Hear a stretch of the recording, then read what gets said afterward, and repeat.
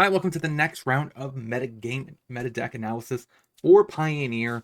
Let's talk about some of these decks, the trends, and then get over maybe some potential other decks that may have gotten 5-0s. So let's dive into the actual results this past 2 weeks, the adjustments made there, and we'll get into the rest afterwards. Let's get into it.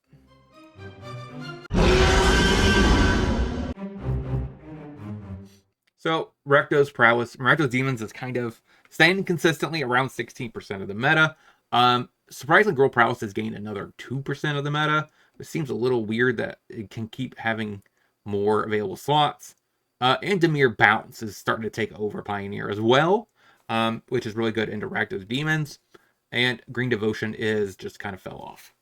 And so it has Rakdos prowess. Both of them are on the dip as of late because I mean, it makes sense. I think girl prowess is probably better into potentially demons and maybe even bounce. I'm not sure which one's arguably better in that matchup. Kind of sucks that Green Devotion's on the dip. I was kind of happy that it was making a resurgence. As always, control is gaining 2%. That's something to notice. And it looks like a bunch of other decks are starting to get around the 2% meta shares now. Human, Zerb, Junsack, Fang, so there's a lot more 2% meta decks now. Of course, Boros, Burn also in that mix. And then 3% meta has 4 decks in it, which is actually, I think, a healthy section. And then, of course, 5+ for tier 1 decks. We have 5 tier 1 decks, which I think is also really good when you think about that kind of, breakdown.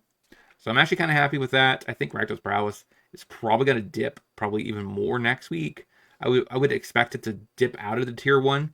And that's kind of where I think would end up happening next week. So we might lose an actual tier 1 deck next week. But overall, meta shifts are occurring. Sadly, we're getting some of the worst decks that you could possibly imagine. Like I said, I really am not a fan of Dimir Bounce. I've watched plenty of people that are experts play it, and I've faced it a decent amount. It's definitely not my kind of play patterns. It just feels weird. But like I said, I really like the fact that this meta is constantly now starting to shift. So there's not like one de facto dominant deck now. And I think it's also because of Dimir Bounce is coming in here and disrupting everything. So that also kind of, I guess, helps in that regard. But like I said, I'm not a huge fan of that deck in general. I actually would rather it not be a part of the meta. But that's just me. Let me know in the comment section what you guys think about Dimir Bounce. Do you like its play patterns? Or are you a huge Dimir Bounce player? Let me know all that in the comment section. Now, let's go ahead and see if there is any decks I have not checked that have gotten a meaningful result. That's kind of sweet. Let's get into that. All right, so I have a total of 5 decks that I found just now that I think are interesting to talk about. First on my list is a deck that some of these decks are just kind of came back onto the scene after being gone for some period of time. And like I said, first one, of course, is it in Soul.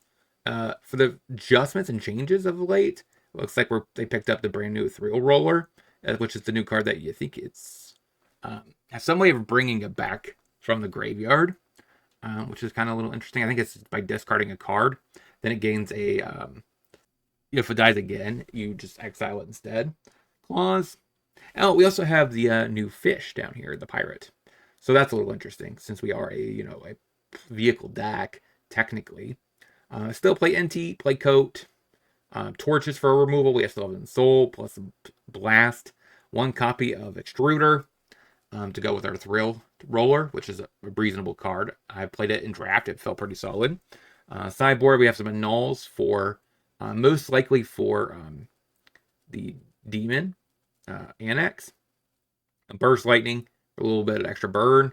Some volleys for spirits. Also, mono white humans, which is on the uptick a little bit. Disputes for control combo. Lizard for Phoenix. And Quintorius potentially. I think. Maybe not. Shadow Spear for aggro. Surge for aggro.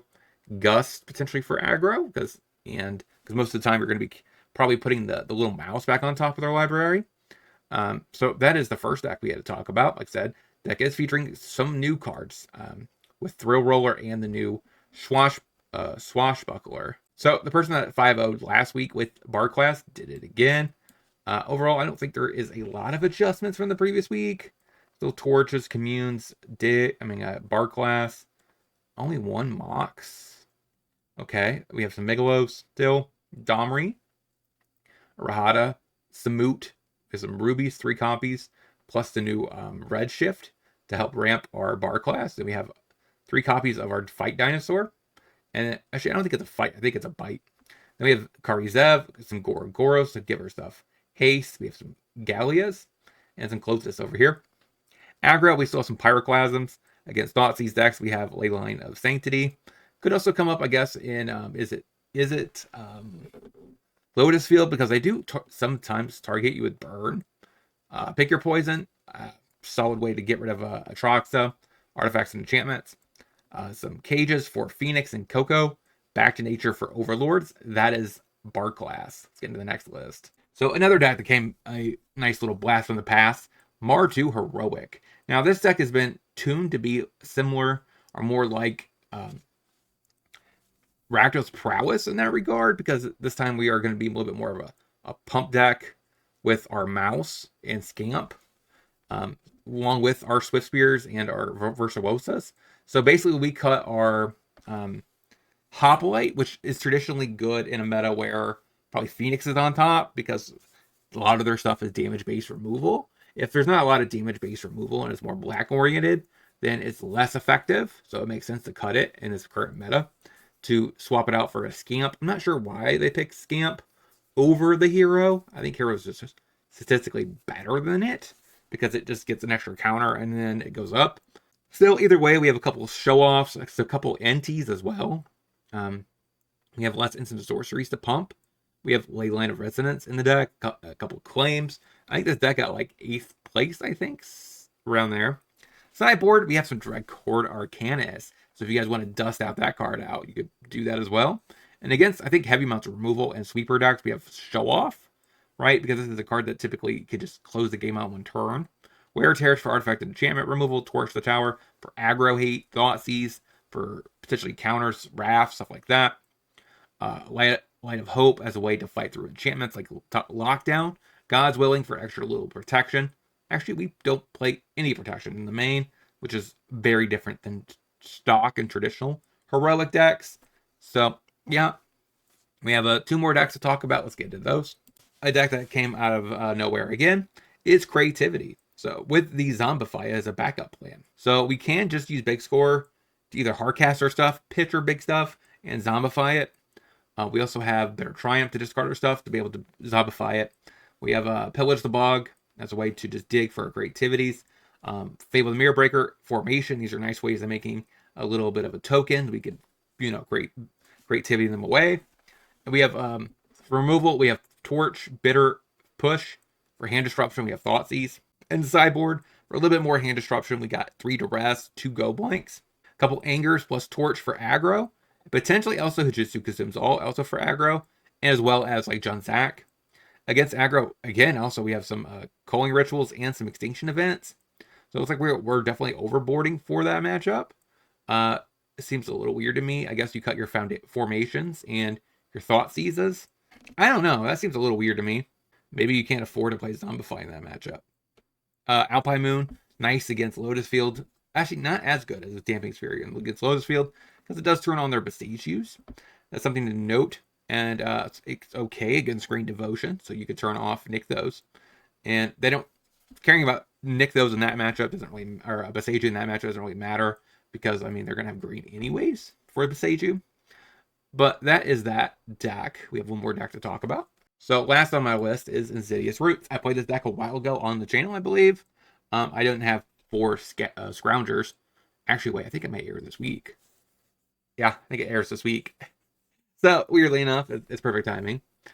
This deck is playing Molt Tinder. I did not play that card. Instead, I, of course, played Bloodghast, but this deck does depend on Souls of the Lost. I did think I sideboarded that card in quite a bit when I played this deck. It's kind of nice to have it as an alternative way to win the game, as a straight-up beat win con. We still have Stitcher Supplier to fill our yard up, Satyr Wayfinder to fill up our yard up, Maverick to fill up our yard. Forsaken Miner is a nice little combo-ish thing with Priest, that you could maybe get 2 things to stack and get all your miners back. We have Scrounger. Like I said, it's a nice way of triggering Insidious Roots, because it leaves the yard plus the thing you exiled. So that's 2 different triggers. So we have Agatha Soul Cauldron as a backup potentially win con. And we have 2 emergences as a way to get our Cauldron or our Roots back, which is why it's probably better than other options. And we have a couple Overlords as a backup win con, plus to help filling up our yard. Sideboard, we have a couple Deathbright Shamans for a little bit of graveyard hate, sniping. Pretty good with Cauldron there. Couple more Souls of the Lost. We can bring them in case we need bigger creatures to stack up against our opponent stuff. 4 Fatal Pushes for removal for aggro. 3 Thought Seizes as a way to hate on control, mid-range, or combo. Beseiju to hate on artifacts and enchantments. Mites to hate on artifacts and enchantments. And that is the last of the decks we have to talk about. Let me know in the comment section which one of these decks you guys think is your favorite. I might actually want to try the Is It in Soul through a video. Let me know in the comment section if you guys want to see that. Because it is featuring new cards. If I can get the new cards, I would be more than willing to try it out. I don't really know if I have the Fisherman or the what do you call it? The vehicle. I know I have one of the vehicle at least. I don't know if I have 3 though. But so let me know all what you want me to know in the comment section. Don't forget to like, comment, subscribe, hit that bell notification before you head out that door. And until next time, I hope you guys have a great rest of your day. I'll talk to you guys next time.